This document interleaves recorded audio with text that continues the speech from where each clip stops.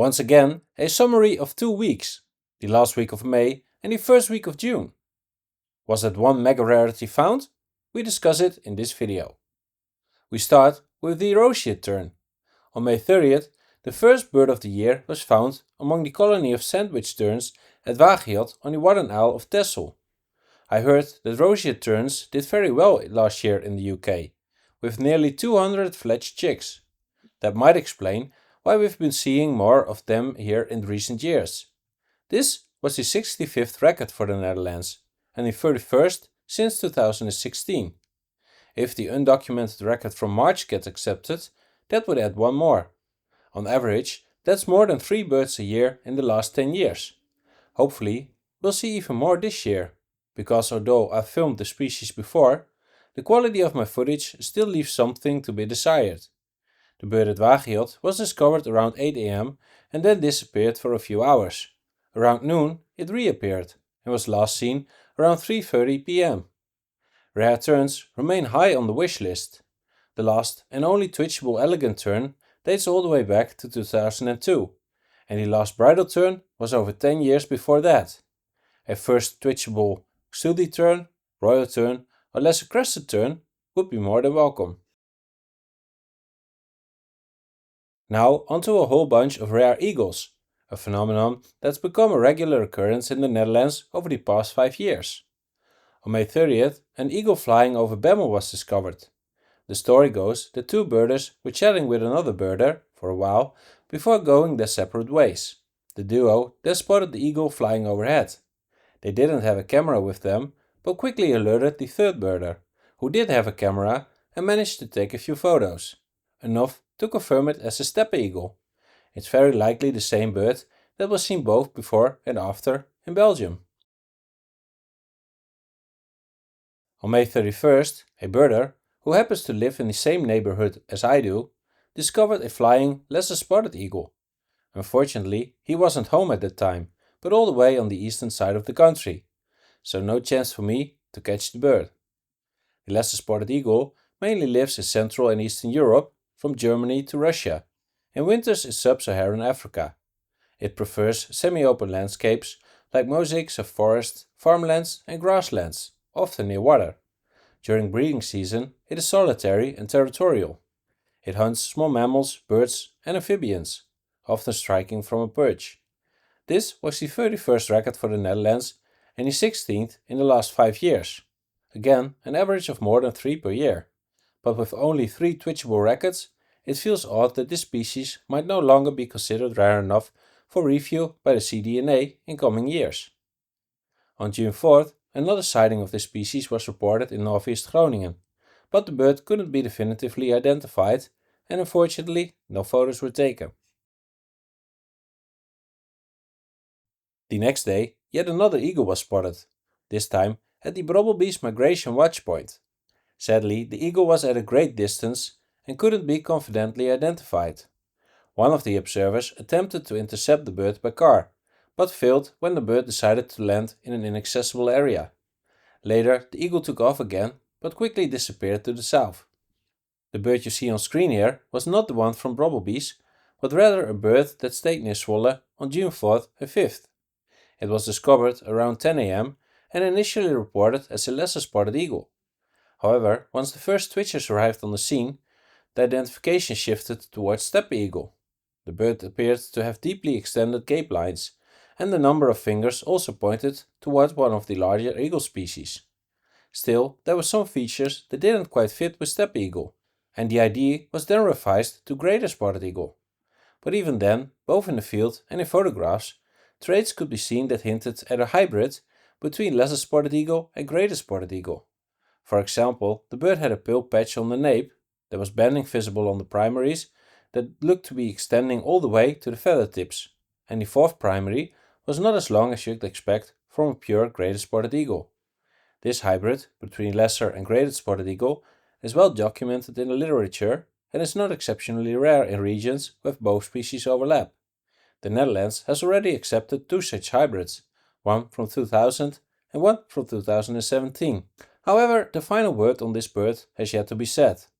A popular slogan in twitching is, go first and only then figure out what it actually is, because now, in all calmness, with the right literature, things don't seem as concerning after all. The pale patch on the nape appears to be more the result of wind-blown feathers, as it was quite windy at the time. The barring on the primaries is indeed present, but not very contrasting, and it doesn't fully extend to the tip of the feathers. The length of the fourth primary also seems to be within acceptable range. Furthermore, the bird is fairly dark in color, whereas for a hybrid, you perhaps expect a tone somewhere between that of a lesser spotted eagle and a greater spotted eagle. For a new generation of twitchers, the choice to just go anyway might still pay off in the end. One species that's somewhat controversial to include here is the bearded vulture. That's because despite 17 previous records, the CDNA does not consider the species part of the official Dutch list. However, many Dutch birders disagree with that view, so I'll go ahead and include it in this summary. On June 2nd, a bird was seen flying over the Rotterdam area. It was initially reported as a griffon vulture, but as it flew closer, it turned out to be a bearded vulture. The next morning, the bird was seen again in the same area, before flying rapidly northwards. About 1.5 hours after it left South Holland, the bird was already flying over Texel. At around 11:30 am, it seemed to attempt a crossing to Vlieland, but despite targeted search efforts by birders there, it was not definitively seen again. Another great find was a short-toed lark in IJmuiden on June 4th, discovered by the same birder who earlier this year found a Caspian stonechat in almost the exact same location. Short-toed larks typically inhabit dry, open areas like steppes, sparse grasslands, dunes and farmland, mostly in southern and eastern Europe, North Africa and parts of Asia. The bird was found around 12:30 pm and was seen until the evening. By the next day it had moved on. This was the 78th record for the Netherlands and the 24th in the past 10 years. However, it was the first twitchable record in the past 4 years.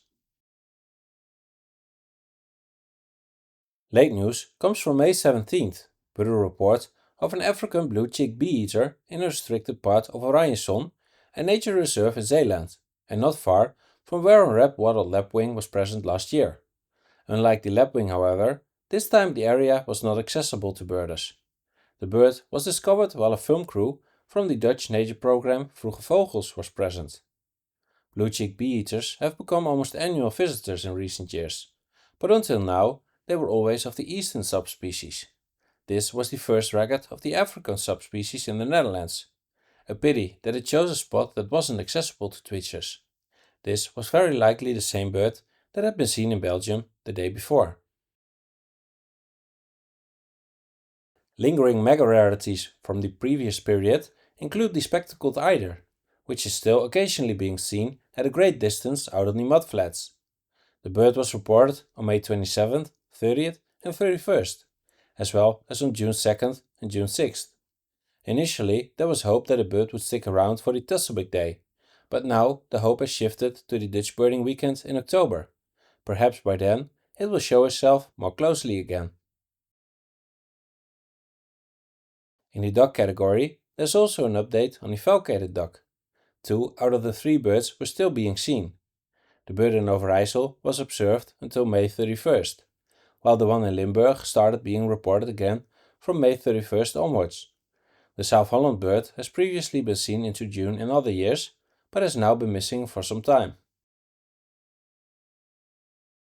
The country's smallest cormorant species, the pygmy cormorant, is still in place at the nature park near Lelystad.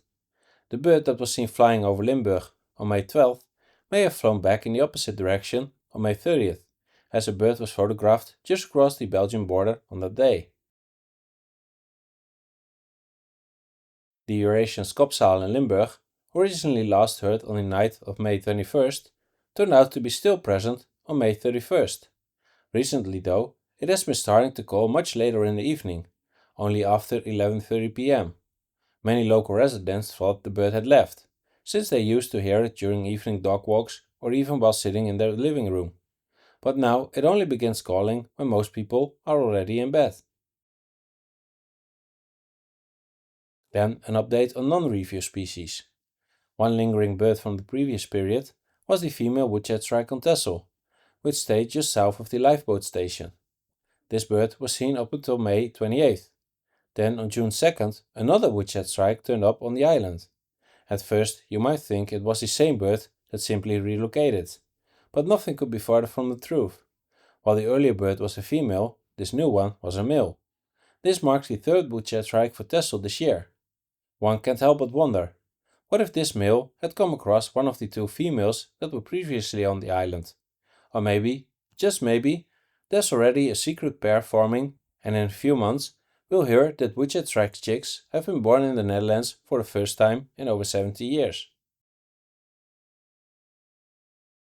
Both black guillemots were still seen during this period as well.